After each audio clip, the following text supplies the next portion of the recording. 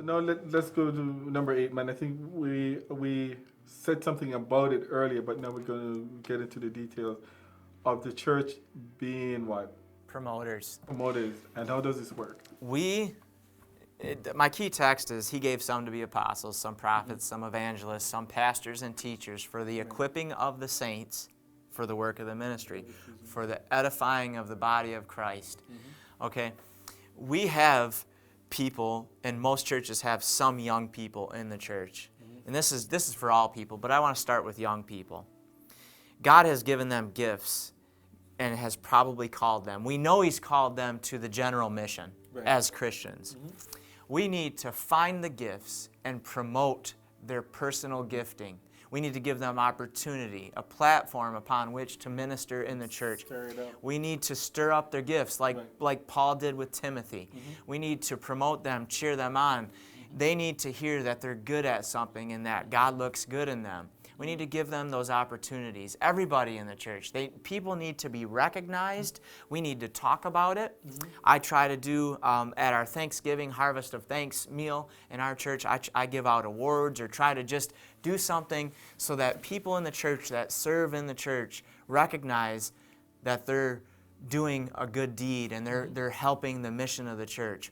I want them to know that their contributions do not go unnoticed. Rather, we see them and we're promoting them. We want to bring people into ministry. The harvest is plentiful, but the laborers are few. We need help. We need people that know that they're important and that we see God working in them and we see what God has placed in them. In any way that He is. Absolutely. Identify and promote that. We could have titled this Cheerleaders. Right. Even You though know? I don't look good in... Well, that's what we need to be.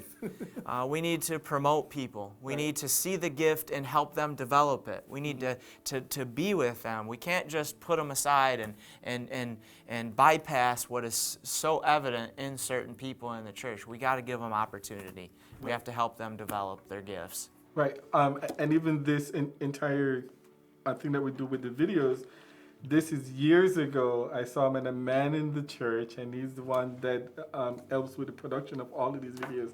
And I told him from years ago, this is great. I'm going to use it someday. And this is years ago. Years ago. And now, he's always said, I make him feel like he can contribute to the church when he didn't think of any other ways that he can contribute. And now he's doing that. Right. I think I know who you're talking about. Yes. And he's done a great job. Right. See, you promoted him. Right. And now he's doing something that is having an impact on hundreds and hundreds of people. Right.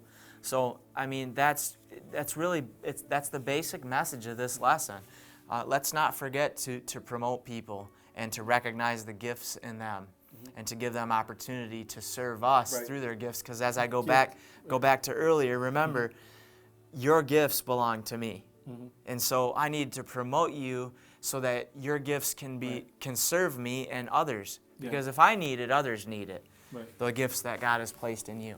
And it's so intricate, like, hey, so I need your gift and you need mine, and if I don't give you yours, it isn't an exchange thing. You can give somebody else that might have to. Absolutely. Right. So we all have to kind of promote each other and take promotion too. I remember, I think it was a class we were in with Max Maru. I love Pastor Maru, and an example he gave us is how to graciously accept promotion. Like sometimes if somebody said you're doing a good job with this, don't give the churchy answer of, oh man, it's to Christ. Everybody knows already it's to Christ, but accept that to say thank you, man, I'm glad that God could use me, and then move on, right? But yes, to accept the promotion, and also to give promotions to absolutely other people. Pastor Morrow, I was mentored by him. He's still available, still attends the church in Owasso, and he is a great teacher. His longevity just blows my mind. He was in ministry for years, but yes, he was a promoter of mine.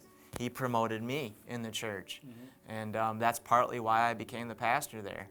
It was his promotion and certain board member promotions, and so really, that's kind of part of our mission in serving the church is to be promoters. Right. I like this one, but I'm not doing the pom pom thing. I'm gonna do other ways to promote. There are men cheerleaders Yeah, now I in saw that, and university. then I You changed see the that? channel. Yeah. So I don't like it either.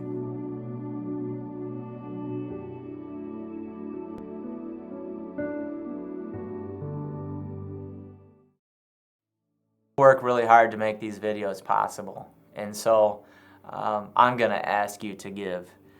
We need donations to keep these things going. They're great helps for the Sabbath School Quarterlies, and as a 21st century vibrant church, we need to have videos, we need to be online, we need to reach people that way because we're in a technological age.